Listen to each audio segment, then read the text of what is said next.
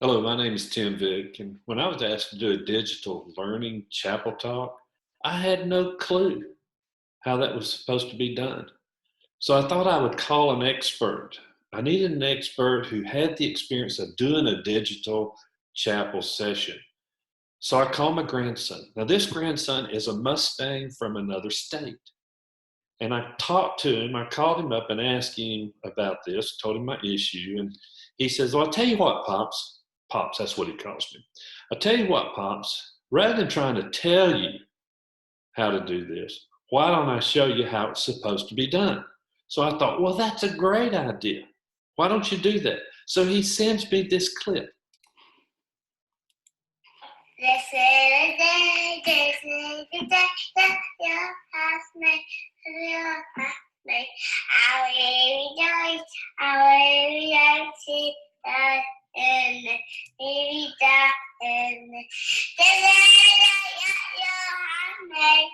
I will rejoice in it. This is the day, this is the day that your house made. Now, I believe in taking the advice of experts, those who have had experience. So it looks like to me the very first thing you have to do is you have to be concerned about what you're wearing. I have to have my purple Mustang shirt on. I've got to have my dark shorts on. And for some reason, I have no idea, you got to be barefooted. And then you step up on the stage and you do your thing. Now, one of the most powerful chapel talks I've ever been a part of was not even a talk at all. The mother of one of my friends in Atlanta had just passed away. It was either on a Thursday or Friday, I don't remember which. And the very next Monday, my friend stood before the chapel audience, and with tears streaming down his face, he began to sing, "God is so good. God is so good. God is so good, He's so good to me." And knowing the circumstances, most of us could barely get through the song. There wasn't a dry eye in the house. Now, we've sung that song many times in the CAC chapel this year, but I cannot sing that song without thinking of two things. First of all, I think of my friend's demonstration of great faith in the face of great sorrow. And then secondly, I reflect on the words of faith found in the book of Habakkuk.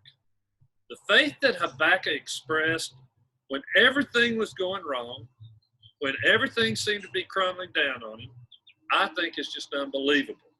He spoke these words, "Though the fig tree does not bud, and there are no grapes on the vines, and though the olive crop fails, and the fields produce no food, though there are no sheep in the pen, and no cattle in the stalls, yet I will rejoice in the Lord."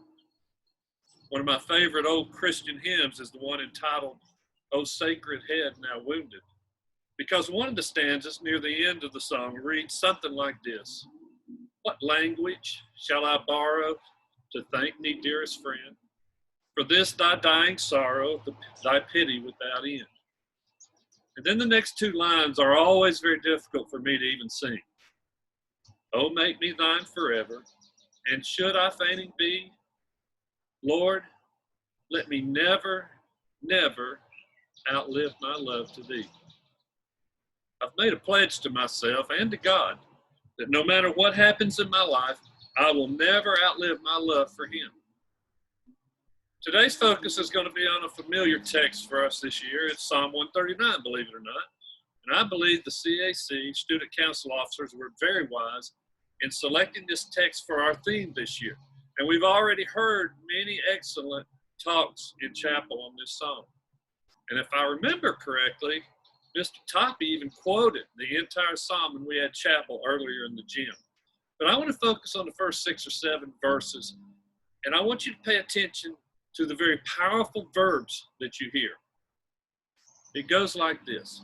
The psalmist speaking to God says, "You have searched me, O Lord, and you know me. You know when I sit and when I rise. You perceive my thoughts from afar. You discern my going out and my lying down. You are familiar with all of my ways. And before a word is on my tongue, you, Lord, know it completely. So where can I go from your spirit? Where can I flee from your presence? Now, I don't know about you, but those are kind of scary thoughts to me. I get a little nervous when I read that. Now, if I'm honest, I get a lot nervous when I read that. To know that someone knows me that well, that someone is searching my life, has searched my life, and it continues to search my life, someone that knows everything I've ever thought of, everything I've ever done, someone who even knows what I'm going to say before the words ever roll off my tongue. I'm just not sure I want someone to know me that well. But after all that said, if you're real patient and you get to the end of that psalm, listen to what the psalmist says. This same psalmist ends with, Lord, I want you to search me a little bit more. I want you to know all of my anxious thoughts. I'm thinking, are you kidding me? Why does he do that? Why does it not scare the psalmist that someone knows everything that he's ever done, everything that he's ever said, and he wants his life to be searched even more? Well, here's what I think the answer may be to that question. You know, there are almost 8 billion people in the world today, and of those 8 billion people, there is one person who knows me better than anyone else in the world, and that one person is my wife.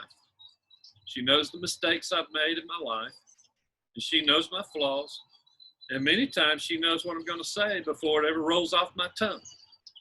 And yet, of those 8 billion people in the world, do y'all know who loves me more than anyone else?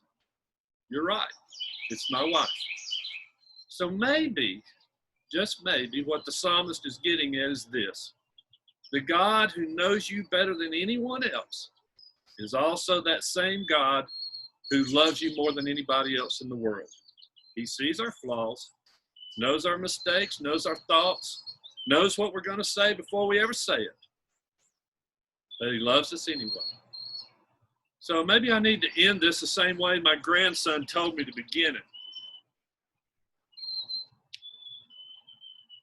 Remembering the song, He loves me so, He loves me so, He loves me so, He's so good to me.